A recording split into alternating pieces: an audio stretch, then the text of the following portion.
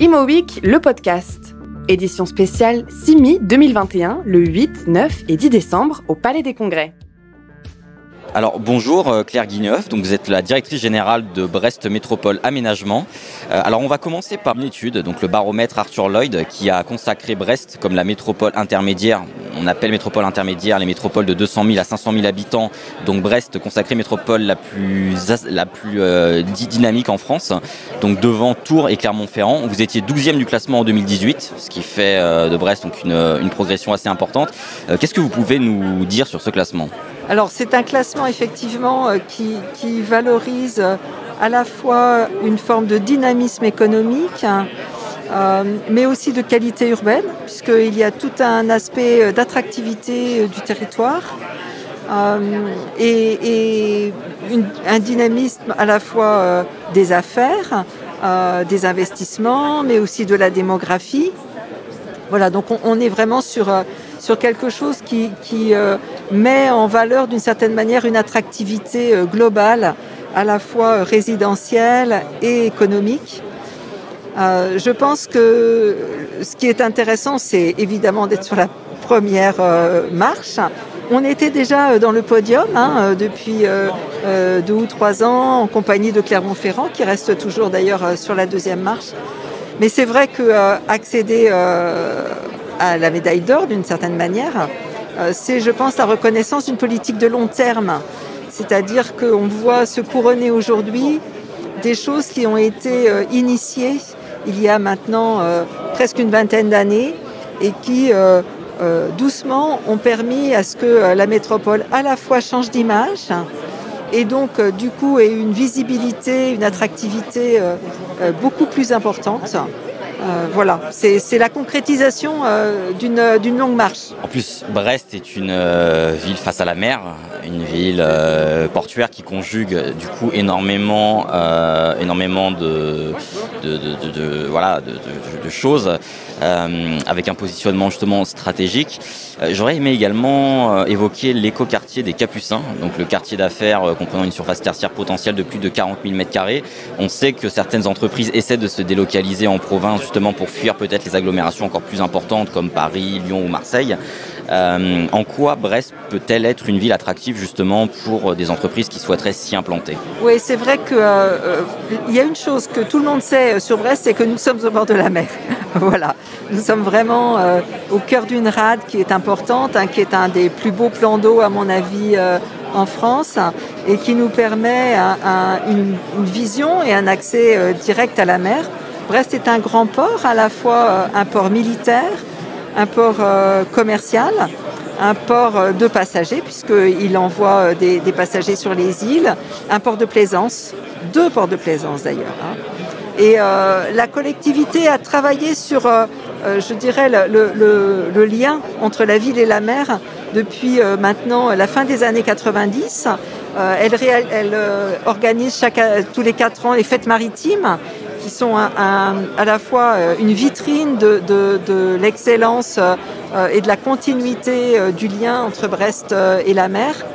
Et puis, elle a travaillé, alors d'abord, sur son port de commerce qui a été profondément restructuré, qui est aujourd'hui un des pôles économiques importants, notamment en matière tertiaire, mais aussi en matière industrielle. Voilà, donc c'est un élément important. Et puis, elle a pu, dans les années 2000, récupérer, entre guillemets, ou reprendre un endroit qui s'appelle les Capucins, qui était jusque-là un des grands ateliers de l'Arsenal, et le transformer en écoquartier.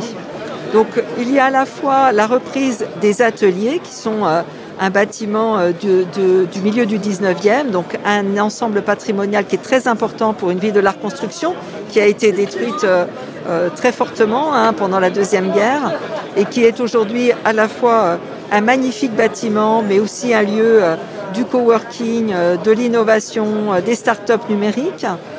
Et puis un plateau nouveau, contemporain, sur lesquels se sont dressés un certain nombre de bâtiments.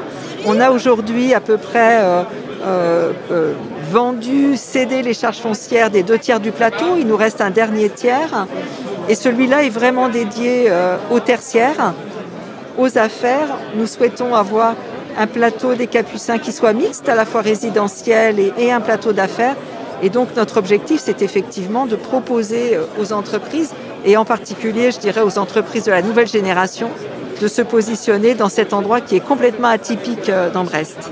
Vous avez évoqué les startups, ça rejoint ma question suivante, notamment sur la technopole de Brest-Iroise, qui justement permet à des entreprises de technologie de pointe de pouvoir s'y implanter.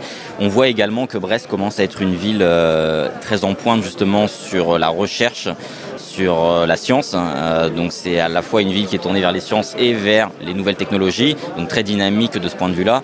Qu'est-ce que vous pourriez nous dire justement par rapport à cette fibre un petit peu 2.0 offerte par la ville de Brest? Alors je pense qu'effectivement, on a sur le Technopole, nous sommes sur un endroit qui est face à la mer, et l'objectif de cet ensemble qui mixte à la fois de l'enseignement supérieur de haut niveau et puis des entreprises, c'est d'être propice au développement, à l'essaimage et au développement d'entreprises de pointe.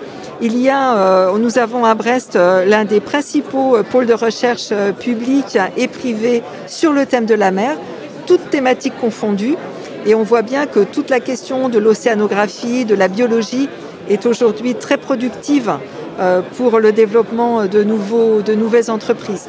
On a donc eu beaucoup de nouvelles entreprises, de start-up qui sont devenues des vraies entreprises, qui ont dépassé leur stade de start-up, notamment sur le thème du médicament, de la transformation des algues, de la transformation des nutriments, etc. Et puis, effectivement, il y a le développement de tout le volet numérique, parce qu'aujourd'hui, je pense que la recherche, le numérique, l'agroalimentaire, toute la question de l'alimentation et du développement scientifique sont intrinsèquement liés en fait. Nous avons quelques belles entreprises et belles écoles d'ingénieurs qui travaillent justement sur ce mixte.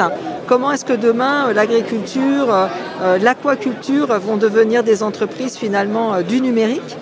Et puis Brest est labellisé Brest Tech Plus, voilà, et donc travaille de manière assez importante sur ce sujet du lien entre l'économie et le numérique. Alors, de la mer au ciel, puisque vous êtes également l'une des villes qui présente un téléphérique directement au sein de la ville, ce qui est quand même assez inédit. Alors justement, est-ce que vous pourriez nous expliquer un petit peu d'où est venue l'idée, depuis quand il est entré en fonction, enfin voilà, nous expliquer un petit peu ce téléphérique urbain qui est quand même, à mon avis, quelque chose d'assez attractif pour la ville et voilà, en tout cas qui ne laisse pas de marbre le simple visiteur. Donc on revient sur le projet du plateau des Capucins, qui est un projet qui est lié à la mer et à la Pinfeld, qui est un petit fleuve de 7 km qui traverse Brest. Donc comme toutes les villes qui sont traversées par un cours d'eau, quel qu'il soit, il y a une rive gauche et une rive droite. Et l'un des objectifs de la collectivité sur le projet des Capucins, c'était de redonner de la valeur à la rive droite, qui est une rive historique de Brest, avec Recouvrance, qui est un quartier très important sur le plan de l'identité, mais un quartier qui s'était beaucoup paupérisé et qui avait beaucoup perdu de ses fonctions à la fois commerciales et économiques. Donc l'objectif, c'est vraiment de le redynamiser, de lui redonner de la valeur. Et donc le projet du plateau des Capucins s'est installé, et puis la question se posait d'une liaison entre la rive gauche et la rive droite, puisque sur la rive gauche, vous avez vraiment le centre-ville, qui est aujourd'hui un centre-ville commerçant, administratif. Il y a eu plusieurs réflexions, une réflexion pont, une réflexion passerelle. C'était des modalités qui étaient lourdes, difficiles à mettre en œuvre à la fois sur le plan budgétaire et sur le plan technique. Et puis, voilà, un petit groupe a travaillé, est allé voir d'autres villes ailleurs dans le monde, à regarder ce qui se passait notamment en Amérique latine, où il y a eu un très gros développement du transport par câble. Et donc l'idée du téléphérique est arrivée comme ça. Il y a eu un appel aux entreprises et donc 2 groupements ont proposé des projets. Le téléphérique a été ouvert fin 2016. Aujourd'hui, nous avons eu quelques soucis techniques parce que c'est un petit objet très technologique en fait. Mais aujourd'hui, ces soucis sont derrière nous et il remplit complètement sa fonction.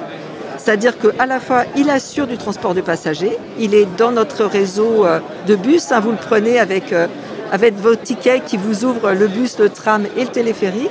Et puis c'est magnifique parce que en fait on monte à 70 mètres au-dessus d'un pilier. Vous découvrez une vue extraordinaire sur la rade à l'aller, extraordinaire sur la ville au retour. Donc voilà, les enfants l'adorent, ils traînent leurs grands-parents juste pour faire un tour de téléphérique avant d'arriver dans la grande place des Capucins pour faire du roller. Et puis c'est très pratique parce que voilà, on traverse en 3 minutes et on a le plaisir de s'envoler dans les airs à Brest. Et enfin, une dernière question concernant ce que vous avez appelé les parcs connectés entre eux, notamment sur beaucoup d'espaces verts au sein de la ville de Brest. Voilà, donc qu'est-ce que vous pouvez nous dire un petit peu sur ça ? Bien sûr. En fait, Brest est une ville qui a la réputation d'être assez minérale. Parce que quand vous êtes dans sa centralité, qui est une centralité de la construction, la pierre est extrêmement présente. En fait, le végétal est présent et lorsque vous regardez une carte de Brest à plat, comme ça, vous voyez les taches vertes et vous voyez que voilà, le végétal est présent. Mais il est souvent présent dans des dénivelés, dans des parcs qui sont assez confidentiels, dont l'entrée est aujourd'hui peu facile à trouver, ce qui fait qu'un visiteur extérieur peut très bien avoir le sentiment que la végétation n'est pas présente. Et donc il y a un objectif très fort aujourd'hui qui est à la fois de remettre en valeur nos parcs, le végétal à l'intérieur de la ville, de connecter les parcs entre eux de façon à créer des promenades, qui fait que vraiment on puisse, lorsqu'on déambule dans Brest, traverser les espaces plantés. Et puis là aussi redonner une forme de modernité parce que aujourd'hui, on voit bien qu'il y a une attention au végétal qui est beaucoup plus présente. Nous avons ici sur le stand nos voisins angevins qui ont beaucoup travaillé sur cette question. Et je pense que à Brest, comme dans beaucoup de villes de France, on se soucie aujourd'hui d'une sorte de qualité végétale qui fasse vraiment partie de la vie quotidienne des Brestois et qui soit aussi attractive pour nos visiteurs. Imo Week, le podcast. Édition spéciale CIMI 2021, le 8, 9 et 10 décembre au Palais des Congrès.